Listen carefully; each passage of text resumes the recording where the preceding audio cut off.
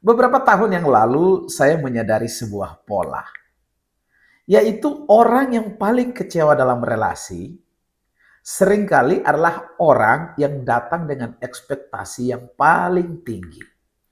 Mereka berharap seseorang akan membantu mereka. Mereka berharap seseorang akan membuka pintu. Mereka berharap seseorang akan memberikan kesempatan. Mereka juga berharap seseorang akan mengubah hidup mereka. Dan ketika itu tidak terjadi, mereka pulang dengan kecewa. Bukan karena tidak ada orang baik, bukan karena tidak ada peluang, bukan karena tidak ada pertolongan, tetapi karena sejak awal mereka datang dengan harapan untuk mengambil, untuk mendapatkan sesuatu. Mereka bukan datang untuk memberi. Saya melihat hal ini terjadi berulang kali di dunia kerja, dalam bisnis, dalam pelayanan, dalam rumah tangga, bahkan di dalam gereja. Ada orang yang datang ke gereja dengan membawa sebuah daftar. Daftar yang tidak terlihat, tapi itu nyata. Di dalam pikiran mereka, mereka sudah menyiapkan daftar, yaitu siapa yang bisa bantu bisnis saya. Siapa yang bisa kasih saya proyek? Siapa yang bisa membuka koneksi untuk saya? Siapa yang bisa menjadi investor saya? Nah, tidak ada yang salah dengan kebutuhan. Kita semua punya kebutuhan. Saya punya kebutuhan, Anda punya kebutuhan. Kita semua pernah membutuhkan bantuan orang lain. Tapi kebutuhan menjadi berbahaya ketika kebutuhan menjadi fondasi dari sebuah hubungan. Saya ulang, kebutuhan akan menjadi berbahaya ketika kebutuhan menjadi fondasi daripada sebuah hubungan. Karena saat sebuah hubungan dibangun berdasarkan manfaat, hubungan itu akan berakhir ketika manfaatnya berhenti. Dan disitulah kekecewaan mulai lahir. Ketika seseorang tidak memberikan apa yang kita harapkan. Ketika gereja tidak lagi menjadi seperti yang kita bayangkan. Ketika relasi tidak lagi menghasilkan apa yang kita inginkan. Banyak rumah tangga berantakan hanya karena dia tidak mendapatkan apa yang dia mau. Banyak pertemanan rusak hanya karena dia tidak mendapatkan manfaat daripada pertemanan tersebut. Dan akibatnya kita akan berkata, saya kecewa. Padahal seringkali yang kecewa bukan hati kita. Yang kecewa adalah ekspektasi kita yang terlalu tinggi. Nah, fenomena ini sebenarnya sudah ada sejak zaman Yesus. Bayangkan, waktu itu ribuan orang mengikuti Yesus. Kemanapun Yesus pergi, orang banyak datang dan mengikuti Yesus. Mereka memenuhi bukit, mereka memenuhi jalan, mereka memenuhi setiap tempat di mana Yesus berada. Tetapi mengapa mereka datang? Pertanyaannya, ngapain mereka mau rame-rame ngikutin Yesus? Ini jawabannya. Karena mereka membutuhkan sesuatu dari Yesus. Yaitu mereka membutuhkan roti. Mereka membutuhkan mujizat. Mereka membutuhkan kesembuhan. Mereka membutuhkan pertolongan. Dan selama kebutuhan-kebutuhan itu terpenuhi, selama mereka mendapatkan manfaatnya, mereka tetap akan mengikuti Yesus.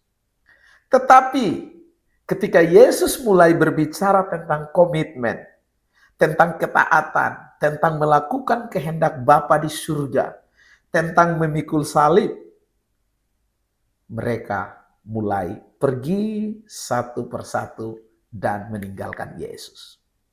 Pada saat itu jumlah pengikut Yesus jadi berkurang. Kerumunan mulai menghilang. Orang-orang yang tadinya berteriak mengikuti Yesus perlahan meninggalkan Yesus. Mengapa demikian? Karena mereka tertarik kepada apa yang bisa mereka terima, tetapi tidak tertarik kepada apa yang harus mereka berikan. Mereka menyukai manfaat kerajaan Allah, tetapi tidak siap memikul tanggung jawab kerajaan Allah.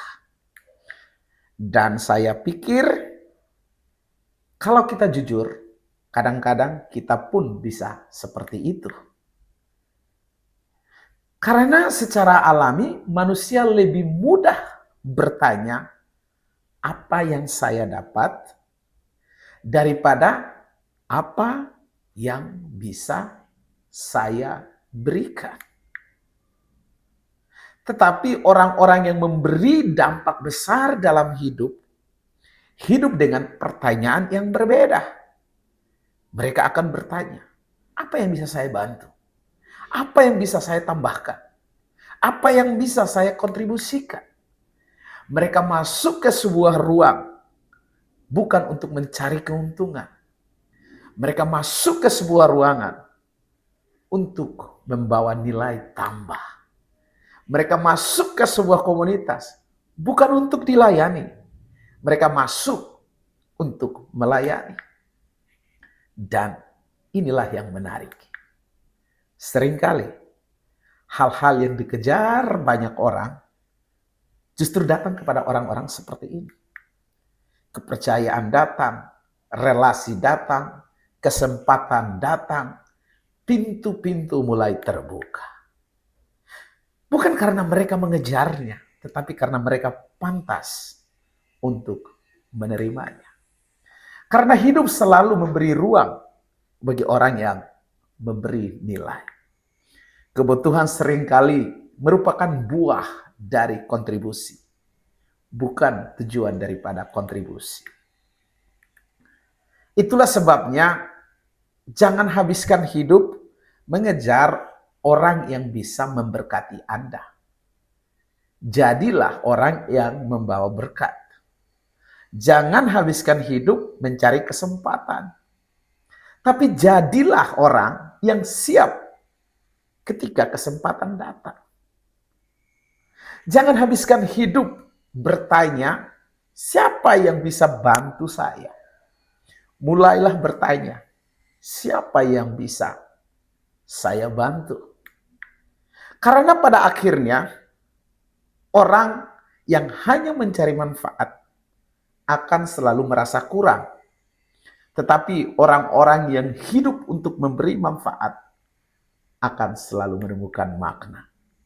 Jadi, ketika Anda datang ke gereja, ketika Anda datang ke sebuah komunitas, ketika Anda membangun sebuah relasi pertemanan, relasi dalam rumah tangga, jangan hanya datang dengan mentalitas, dengan proposal kebutuhan.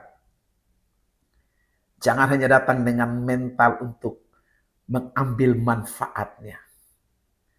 Tapi merubah mindset. Datanglah dengan mental membawa kontribusi. Sebab kontribusi selalu berjalan di depan. Dan kebutuhan akan mengikutinya. Apa yang saudara butuhkan, dengan sendirinya akan saudara dapatkan. Kalau saudara datang dengan mental untuk lebih dahulu menginvestasikan sesuatu, memberikan kontribusi. Dan kebutuhan akan mengikutinya dari belakang. So, sampai jumpa di video berikutnya.